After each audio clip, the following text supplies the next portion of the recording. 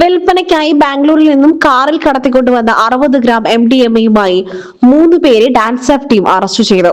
മമ്പാട് സ്വദേശി തണ്ടിലാൻ സിറാജ്, കരിപ്പൂർ കൈതക്കോട് സ്വദേശി മേൽവിലാക്കൽ മുഹമ്മദ് റാഷിദ്, പുൽപ്പറ്റ കുഴിയംപറമ്പ് സ്വദേശി കുറ്റിക്കാട്ടിൽ മിഖായിൽ എന്നിവരെയാണ് SI വിഷ്ണു അറസ്റ്റ് ചെയ്തത്.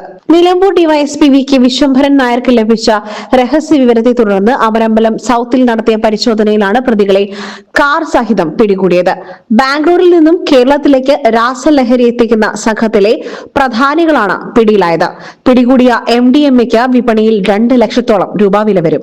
പ്രതികളിൽ നിന്നും 35,000 രൂപയും ഒരു എയർ ഗണ്ണും ഇലക്ട്രോണിക് ത്രാസും കണ്ടെടുത്തു.